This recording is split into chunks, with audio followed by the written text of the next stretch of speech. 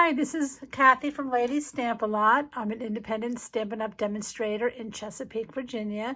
And today I wanted to show you how to make this cute card that looks like a front door. If you've been watching my videos, you'll know that I've been making a lot of cards using the Snow Wonder bundle, which includes the Snow Wonder stamp set and the Snow Time dies. And I like to use every stamp in a stamp set, so today I'm using this little wreath to make my card. So let's get started, and all the information for the sizes and whatnot will be on my blog, which should be linked somewhere where you're watching this video. So my card is made using Poppy Parade cardstock. So what you want to do is cut your cardstock in half. On the 11-inch side, we're going to cut it at 5.5.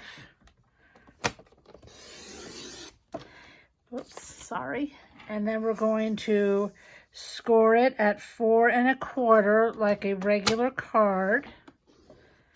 But then we're going to cut off 1 inch. So when I have to do 1 inch, I like to come over here to this side, and you can, let me move it up so you can see. Here's the cutting blade, and there's marks over here, so that way I can keep a lot of my paper here. And I'm going to cut it at 1 inch. I'm going to cut 1 inch off.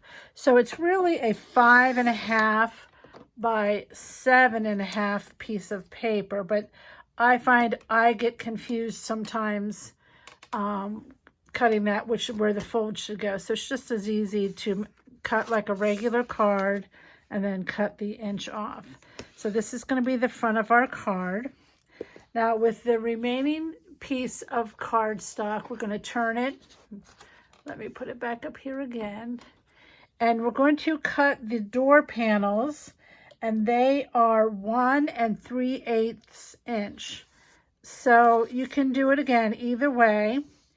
And I'm going to come over here to 1. And then the next line is 1 1/4. And then you're just going to go to the next biggest line. It's halfway in between the block. So that's 1 3/8. And I'm going to cut. And if you aren't comfortable doing it that way, you can go this way. 1 1/4. And then halfway in between is 3/8. Halfway between 1 1/4 and 1 1/2. So that's again 1 3/8. I'm sorry for the shaking, but this is leaning on my stand. Okay, so now we're going to cut these panels at 2 1/4. So there's 2 1/4 cut. And we need another one that size, 2 1/4.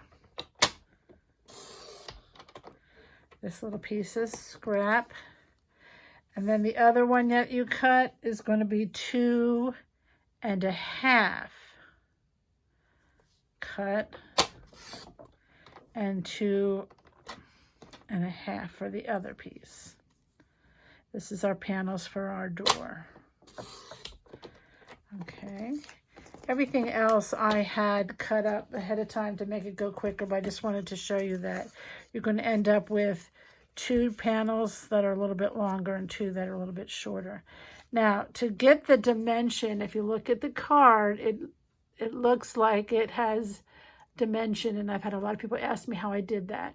All I did was take a sponge and my ink pad. So Stampin' Up! Sells the big sponges, and I cut them up into about 6 to 8 pieces, and then I put a label on it, and I always use this sponge for Poppy Parade, and that way I don't have to wash my sponges out. It's just easier because I do a lot of sponging. So you just tap your sponge onto the ink pad, and then you're going to take your paper and just flick on the edges, and it doesn't take much to get it darker. And you may not be able to think that you can see a difference, but usually when you put it up to the card, you can. I don't know if you can with this light. So again, just ink and flick. You can get it as dark as you want. And I just go around the edges like that on all 4 pieces. Now, I'm not going to do that. That's once enough is enough to show you. I'm going to bring in the pieces that I already have done to put the card together. So again, here's our card. Here's the inch piece that we cut off. And then we're going to put the tallest pieces at the bottom. So they're going to go down at the bottom. And then the shorter pieces at the top. And so what I did was I left 1/8 of an inch border at the top and the sides. And it's probably a little bit smaller in the middle.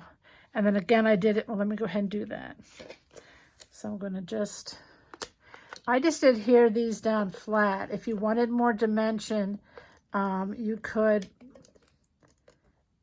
use dimensionals or even glue dots, adds a little bit dimension.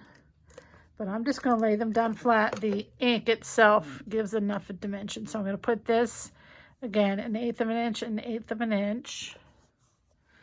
And do the same thing on this piece.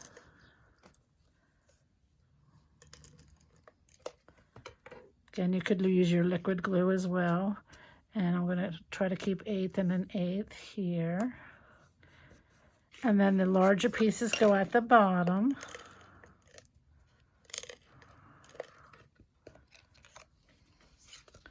And I'm not really looking at that. I'm looking at this corner. So visually that's going to line up. And of course we want this straight edge to be the same.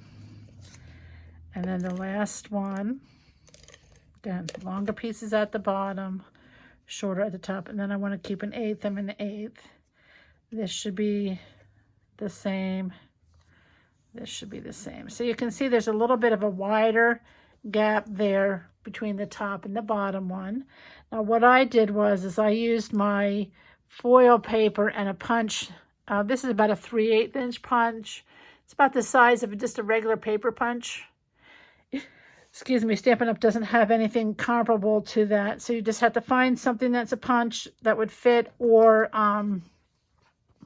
you could use some kind of embellishment. If you have some kind of metal embellishment, that would look good here. And so I'm just going to pop this up with a mini dimensional because it's pretty small. I don't think a real dimensional would probably stick out. So I'm going to put the mini dimensional back there. And then this is my doorknob. Oops.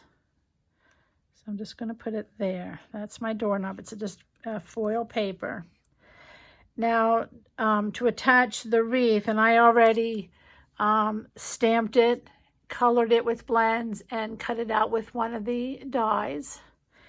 And I'm just going to use a dimensional on the back. Usually I put a lot of dimensionals on it, but I think just one for this one would be fine. Right in the center. And sort of up to the top. Like that. Okay, now for the window, this is supposed to be a window. I already cut a piece of, this is the Poinsettia plush paper. It's in the August to December 2020 catalog. It's really pretty. It's like vellum, but with this flocking on it.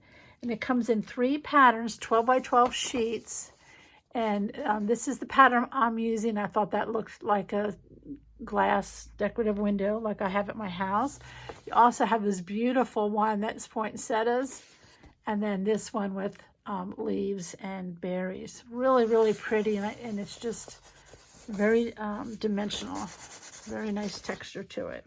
So I cut this piece 1 by 5 1/4, and I'm going to glue it here.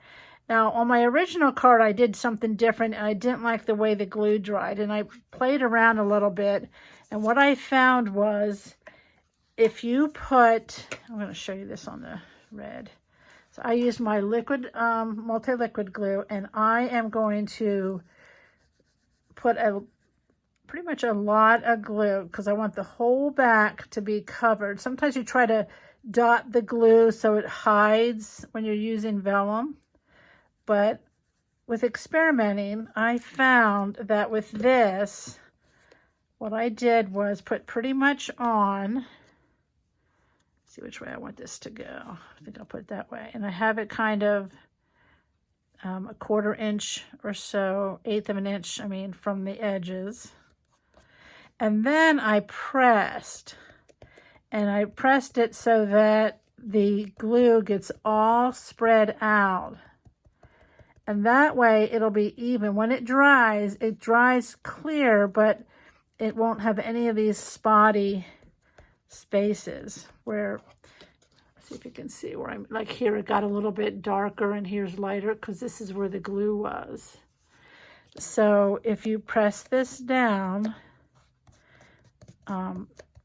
it will spread out and then dry so that it's all red behind there and you won't have that splotchy.